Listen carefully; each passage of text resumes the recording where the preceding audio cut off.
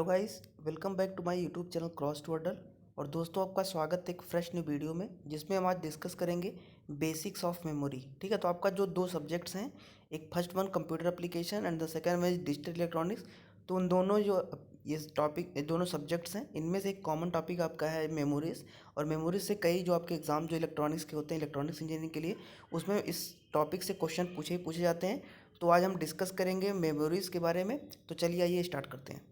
अब स्टार्ट करने से पहले अगर आप चैनल पे नए हैं तो चैनल को सब्सक्राइब कर लीजिए, साथ ही साथ बेल आइकन प्रेस कर दीजिए, ताकि चैनल पे अगली कोई भी वीडियो अपलोड की जाए तो उसका आपको नोटिफिकेशन मिलता रहे।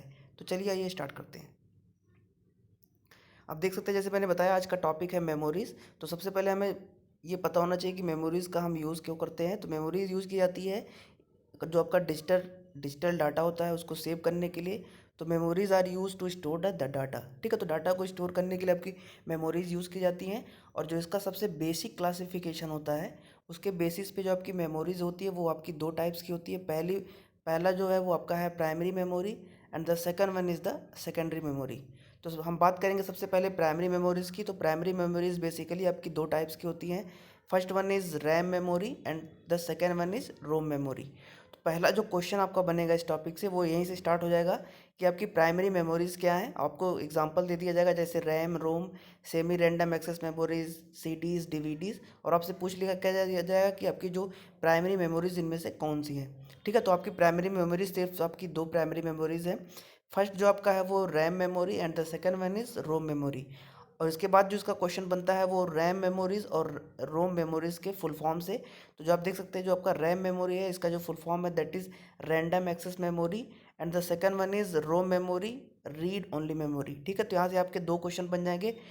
पहला तो आपका क्लासिफिकेशन के बेसिस पे कि प्राइमरी मेमोरीज कौन सी हैं और सेकेंडरी मेमोरीज। उसके बाद जो आपकी प्राइमरी मेमोरीज हैं दो, रैम और रोम, उनके फुल फॉर्म से। ठीक है, बात करेंगे सेकंड जो आपका है। सेकंड आपका क्या है, सेकेंडरी मेमोरीज। तो सेकेंडरी मेमोरीज में आपके जो एग्जांपल्स हो जाएंगे that is semi random access memories, all disk that means CDs, DVDs, जो आपकी डिस्क डिवाइसेस होती हैं।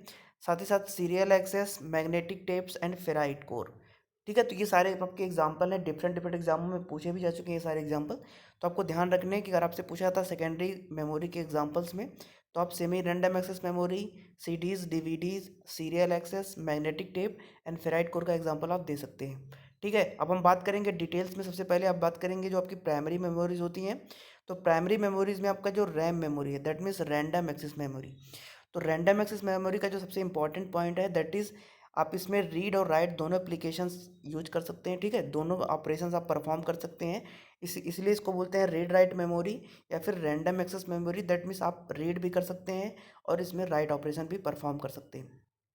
सेकंड जो इंपॉर्टेंट पॉइंट्स है रैम में that is RAM memories are volatile memories. अब आपको वोलेटाइल से क्या समझना है कि वोलेटाइल मेमोरीज वो मेमोरी होती हैं that means data lost after power supply remove. तो जैसे आपका आप लैपटॉप यूज़ कर रहे हैं, पावर सप्लाई आप उसमें जा रही है, आपका लैपटॉप चल रहा है, एकदम से अगर आपकी पावर सप्लाई शट डाउन कर दी जाती है तो जो आपके सारे ब्राउजर्स खुले होते हैं या फिर जो आपके प्रोसेसिंग डाटा होता है वो सारा, जब आप दोबारा लैपटॉप अपना ऑन करेंगे तो वो सारा लॉस्ट हो जाएगा। इसे बोलते हैं हम वोलेटाइल मेमोरी। इसीलिए जो आपके जो लैपटॉप में रैम्स लगी होती हैं वो आपकी एक volatile memory, that means data आपका लॉस्ट हो जाएगा जब आपकी पावर सप्लाई रिमूव कर दी जाएगी। ठीक है, तो थर्ड वन आपका था यूज़र प्रोग्राम डेटा। अभी मैंने आपको बताया कि जैसे जैसे आपके डिफरेंट प्रोग्राम्स होते हैं, जैसे ब्राउजर्स हो गए, एप्लीकेशंस हो गए, इस तरीके के जितने भी आपके प्रोग्राम डेटा होते हैं वो आपके स्टोर होते हैं रैम मेमोरी में।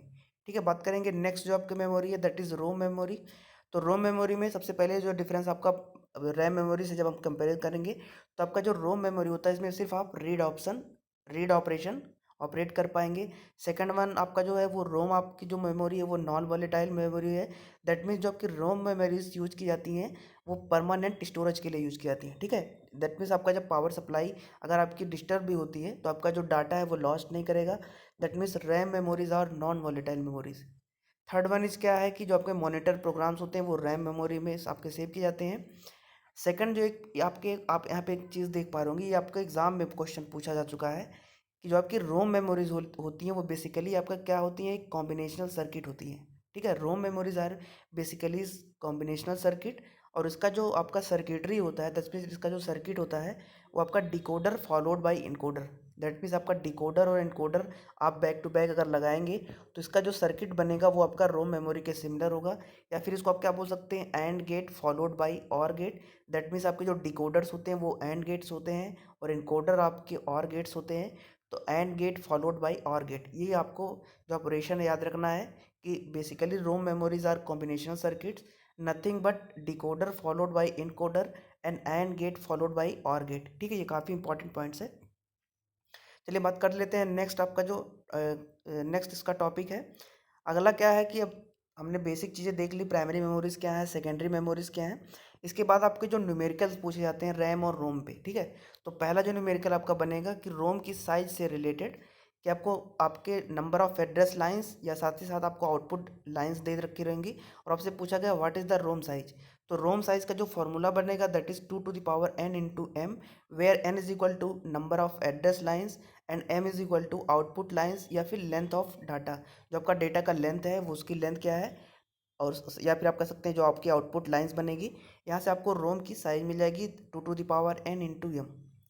अब नेक्स्ट आपका जो है साइज ऑफ मेमोरी, आप इसमें आपको क्या ध्यान देना है कि ऊपर जो मैंने फार्मूला बताया वो आपका रोम के लिए बताया, और जो सेकंड यहाँ पे जो फार्मूला यूज किया जाएगा साइज ऑफ मेमोरीज़ के लिए, वो आपका किसी भी तरीके की अगर मेमोरीज़ है और उसको आपका साइज कैलकुलेट करना है तो वो आपका हो जाएगा m×n बिट्स। ठीक है, where m is the number of locations and n is the number of bits at each location. ठीक है, तो यहाँ से आप किसी भी तरीके की आपको मेमोरी दे रखी है तो वहाँ पे आप नंबर ऑफ लोकेशंस और साथ ही साथ एक पर्टिकुलर लोकेशन पे कितने नंबर ऑफ बिट्स आपकी यूज की जा रही हैं, इन दोनों का जब आप मल्टीप्लिकेशन कर देंगे तो आपको आपकी जो मेमोरी है उसकी साइज मिल जाएगी। साथ ही साथ इसके यहाँ से एक और फार्मूला है दैट इज़ इनपुट रिक्वायर्ड के लिए। ठीक है, इनपुट रिक्वायर्ड की जो वैल्यू हो जाएगी that is p is equal to log base two m, where m आपको मैंने बता ही दिया number of locations, p is equal to log base two m, where m is the number of location. ठीक है, ये भी आपको फार्मूला ध्यान में रखना है। अगला जो आपका यहाँ से न्यूमेरिकल बनेगा that is number of chips required to make specialise size memory. ठीक है, आपका number of chips required to make specialise memory, that means अगर आपको कोई एक पर्टिकुलर मेमोरी आपको रिक्वायरमेंट है तो उसको हम इस फॉर्मूले से फाइंड आउट कर लेंगे। That is size of memory क्या आपकी हो जाएगी, number of chips required is equal to memory size in bits. That means जो आपकी ओवरऑल मेमोरी है उसकी साइज आपको बिट्स में कैलकुलेट करनी होगी, और साथ ही साथ जितने साइज़ की आपको मेमोरी बनानी है वो आपकी एक मेमोरी की साइज़ क्या है उससे जब आप डिवाइड कर देंगे तो आपको total number of chips required जो आपको वो मिल जाएगी।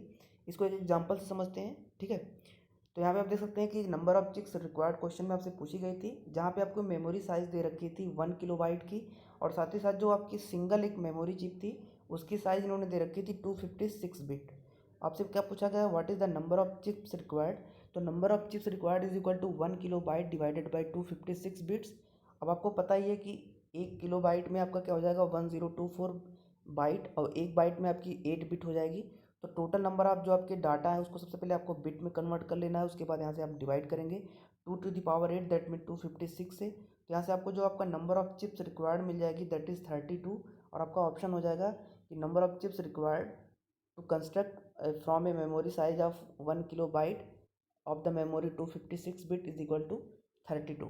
ठीक है, चलिए बात करते हैं नेक्स्ट जो आपका टॉपिक है। अगला टॉपिक आपसे है जो आपके रैम्स के पार्ट हैं। ठीक है, रैम के आपके दो पार्ट्स हो जाते हैं, first one is static RAM and the second one is dynamic RAM. तो इन दोनों के बीच में जो आपका डिफरेंस होता है वो भी कई बार एग्जाम में पूछा जाता है। तो सबसे पहले हम देखेंगे स्टैटिक रैम और डायनेमिक रैम में डिफरेंस क्या है। तो सबसे पहला जो पॉइंट है इनके इम्प्लीमेंटेशंस के रिलेटेड है। जो आपके स्टैटिक रैम्स होते हैं वो implemented using by BJT and MOSFET. That mean जो आपकी एस रैम सेल्स होती हैं उनको आप बीजेटी और मॉसफेट दोनों की हेल्प से कंस्ट्रक्ट कर सकते हैं। जबकि डी रैम में क्या है, जो आपकी सेल्स बनेंगी वो आपकी सिर्फ मॉसफेट से बनाई जा सकती हैं।